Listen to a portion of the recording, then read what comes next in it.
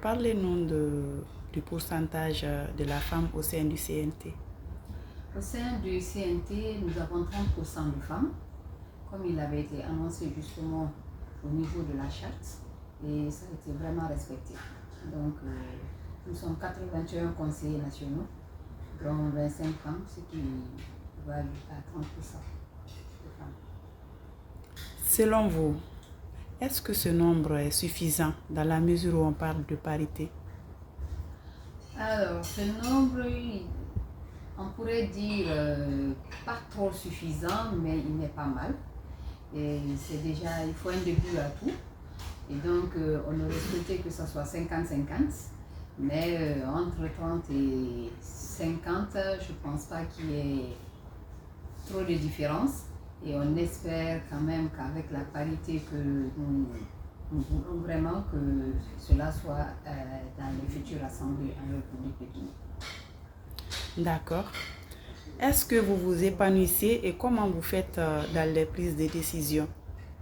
Bien entendu, je m'épanouis parce que d'abord c'est ma première fois d'être au Parlement et j'apprends tous les jours les procédures parlementaires, tout ce qui se passe au Parlement.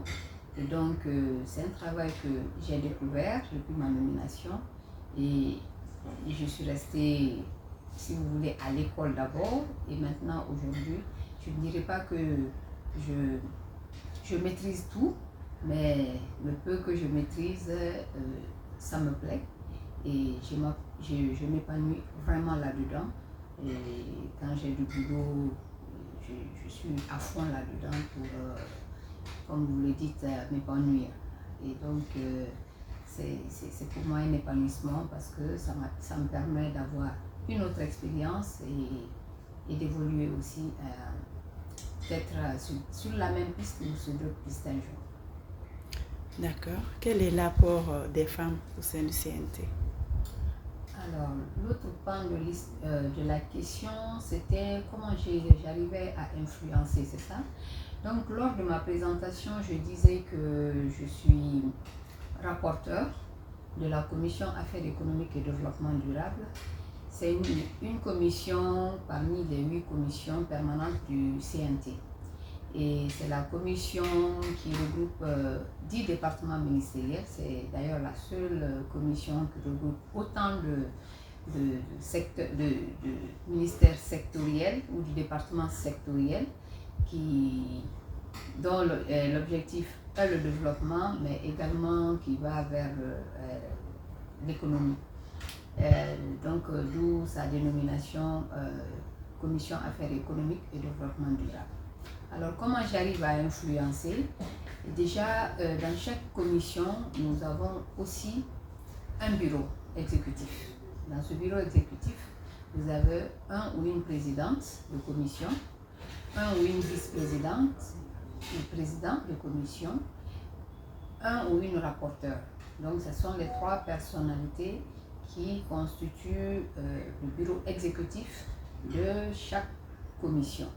Et donc, moi, je suis une des membres de ce bureau exécutif, donc au niveau de ma commission, qui est la commission Affaires économiques et développement durable, dont je parlais tantôt. Alors, mon rôle en tant que rapporteur, justement, c'est faire l'étude des textes, analyser et à la fin, faire un rapport. Et ce rapport, il est fait en sorte que lorsque j'étudie en tant que spécialiste en la matière, bien entendu, parce que quand une proposition de loi vient, par exemple, au sein du CNT, il y a les commissions qu'on appelle des commissions de fond ou des commissions d'avis. Mais toutes les 8 commissions aussi ont le droit de donner leur avis sur la dite loi ou la dite proposition qui a été envoyée par l'exécutif. J'allais dire, quel est l'apport des femmes au sein du CNT?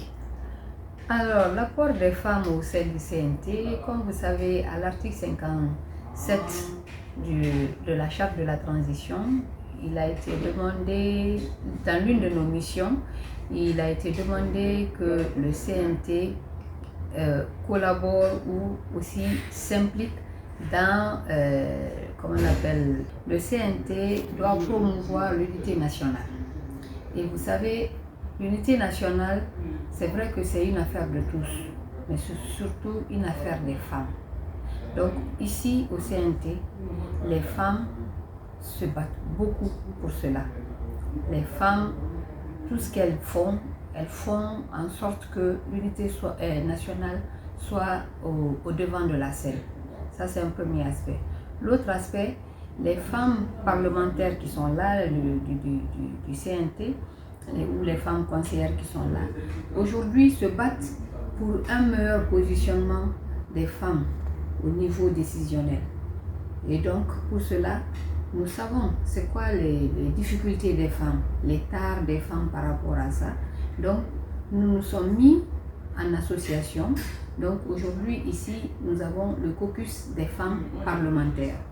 Et ce caucus des femmes parlementaires, c'est non seulement nous, les conseillères nationales, mais également les femmes parlementaires qui nous ont dévancées, qui sont avec nous et qui nous apportent leur expertise, bien entendu, pour que nous puissions non seulement atteindre la parité tant souhaitée, mais également faire en sorte que les femmes soient au niveau de prise de décision, qu'on ne soit pas à la traîne, qu'on ne soit pas utilisé pendant les campagnes pour dire que nous sommes membres des partis politiques par exemple, mais que nous soyons de véritables actrices. Et pour cela, nous nous battons justement avec des partenaires, avec le président du CNT, pour justement amener les femmes à avoir ce courage de se lancer dans certains domaines où les femmes ne vont pas beaucoup, notamment en politique et tout. Donc, pour qu'elles soient aussi au niveau des sphères de décision de notre pays.